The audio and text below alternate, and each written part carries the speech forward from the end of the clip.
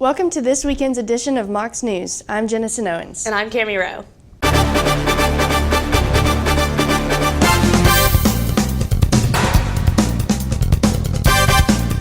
Students, faculty, and guests of all ages gathered in the UC Auditorium Tuesday night to watch the autobiographical theater presentation Incognito. Michael Fosberg told a true story by portraying over a dozen different characters from his life about the search to find his biological father. Incognito tells the story of Fosberg's revelation that he's half black at the age of 34.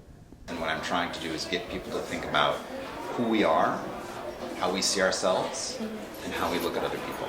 The play balanced humor and emotion as well as race, prejudice, and other life choices. The Office of Multicultural Affairs in the Theater Department sponsored Incognito as part of Black History Month and will be offering other activities and events every weekday of this month.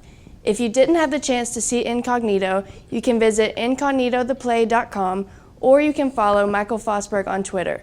Fosberg says he is always posting things about diversity, identity, race, stereotypes, and tries to get people to engage in these conversations that they wouldn't normally have. Representatives from over 100 organizations made themselves available at the Career Fair Wednesday. Students and alumni were welcome to use the free resources provided by the Career and Student Employment Center.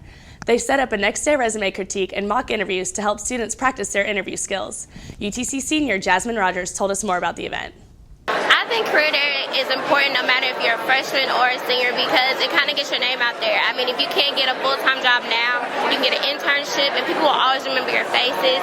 Email them, let them know that you're interested, and maybe by the time you're about to graduate, they'll have something lined up for you. So I think career day is very important. Representatives from Verizon, AFLAC, and even police departments from the state were there. The Career Fair will help students get internships, part-time jobs, and entry-level positions. For more information about job opportunities, be sure to follow UTC Career on Twitter. RHA, which stands for Residence Hall Association, is a thriving student-run organization on campus that gives to all students in housing. The group of students consists of an executive board and delegates who have a constitution and a set of laws to accurately portray the voice of students as a whole. Together, they plan forums for students to voice their opinions and suggestions for residence halls, campus stores and restaurants, and parking. They also host events around campus to help students become more involved. RHA will be having an event on February 11th called Sex in the Dark. This event will help students learn about sexual health and education, as well as partake in activities and contests to help answer any questions. RHA will be having more events this semester, such as snapbacks and tattoos, a cookout during I Love UTC Week, and another open forum. Anyone looking to join the club who lives on campus can fill out an application on OrgSync or attend their meetings every Monday at 8 p.m. in the Raccoon Mountain Room. They are looking for many new faces. The men and women's basketball teams are continuing to dominate on the court. This past Saturday marked another win for both teams as a doubleheader. Sports reporter Amber has more. This past Saturday, the Lady Mocs won against Mercer with an ending score of 71-59. During the first half, the teams seemed pretty evenly matched. However, by the end of the first half, the Mocs were more aggressive defensively, and Mercer was trailing the scoreboard. Chelsea Shumpert made some impressive field goal shots. During the press conference, Chelsea and Jasmine talked strategy. Longer wingspan than I was, so I just thought about reversing and running the floor and just, lots of possibilities that I can score some baskets. I just think we were more aggressive. As we was aggressive the first half, but I think we came out with a lot of energy. Second half, moved the ball, played great defense. That's basically it. We just wanted to interrupt them a little bit on defense, stay in passing lanes, rebound as much as we can, get in them so it'll be easier on us. Alicia Red Payne had an unusual 4 personal fouls. Head coach Jim Foster was just as shocked as fans. Well, Alicia, you got 4 fouls, right? Red, well, I've had a conversation with the referee about 2 of them.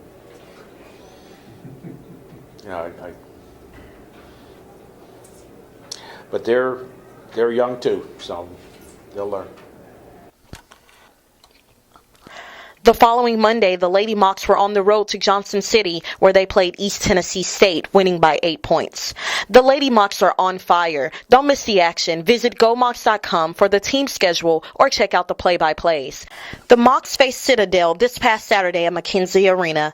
The final score was 78-73. The guys played a great first half with Casey Jones as the leading scorer. By the second half, the Mocs left fans on the edge of their seat, but Citadel sent Mariko White to the free throw line to pick up the slack.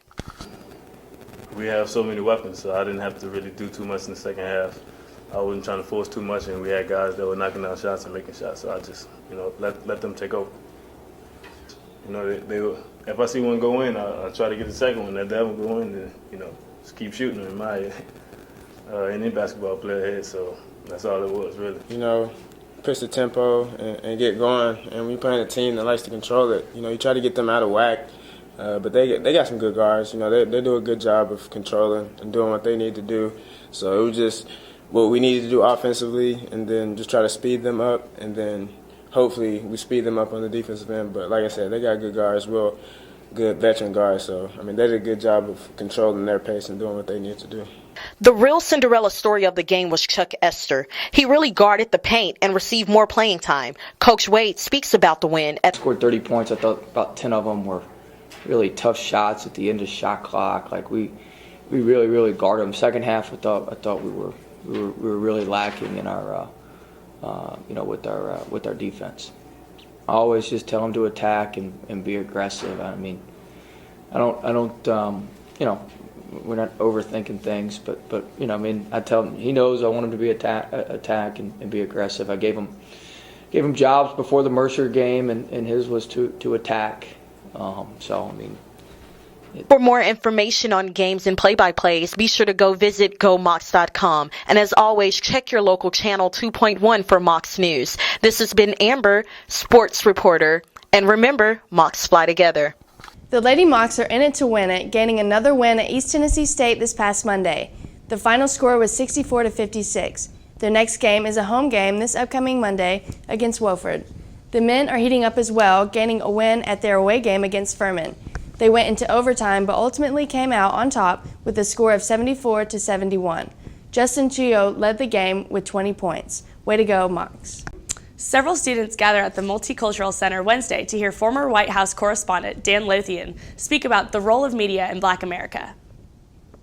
Lothian gave the students a brief lecture of his past work experience in the media. He expressed African Americans shouldn't be afraid to take the next big step in the media because many positions aren't very diverse. This topic is one of the few Black Voices speaker series that the Multicultural Center has planned for the month of February. For more information about the Black Voices speaker series, stop by the Multicultural Center located on the 3rd floor in the UC. Governor Bill Haslam says Tennessee needs to do something about its tax gasoline, but that he won't be in a position to make a proposal until next year. Haslam told publishers and editors at a Tennessee Press Association luncheon that the best that could be hoped for this legislative session would be a Band-Aid on the funding side. He said that he wouldn't address the fundamental shortages in the way the state pays for road building and maintenance. Tennessee has not had a gas tax increase in 25 years. Tennesseans still disapprove of the job President Barack Obama is doing. They rate Congress even lower, but they overwhelmingly support Governor Bill Haslam's program to make community college and technical schools free for upcoming graduates. Those are among the findings in Middle Tennessee State University poll. The poll found that 79% approve of the program known as Tennessee Promise, which offers free tuition for community college. UTC and the city of Chattanooga had the chance to spend some time with an artist at work. Seth Havemkamp hails from D.C. with a distinctive catalog, stopped by local art studio here in Chattanooga, a city with a growing art scene, to show onlookers his talents. Here's Mocs News reporter Tia Roach. Watching an artist at work is educational, inspirational, and fascinating. Painter Seth Havemkamp demonstrated this during his recent visit to Chattanooga. With Mocs News, I'm Tia Roach. Artist Seth Havemkamp recently came to Chattanooga to demonstrate his talents to UTC students and Chattanooga residents alike. Havemkamp visited a local art studio to teach people interested in art the many techniques he uses to create a new piece. The art studio Townsend Altier hosted the event welcoming their art students, locals, and students of UTC. Havemkamp says that he has been a painter and enjoyed art ever since he could remember. The evening began with Havemkamp explaining his paint palette and how he comfortably starts his creations. The artist made sure his subject was comfortable and made sure to talk to him throughout. Throughout the night, guests observed and learned from the artist, asking questions and engaging in the artwork while conversing with one another. UTC freshman student Rosemary Dunn attended the event and believes that the demo should come to campus. Oh, absolutely. I think, I'm an art connoisseur, so having the opportunity to see artists work with their own pieces, in their own space, in their own time, is something that can really benefit you. Because, if you're going to take it into any other subject, it's seeing how someone works with their own, specific style.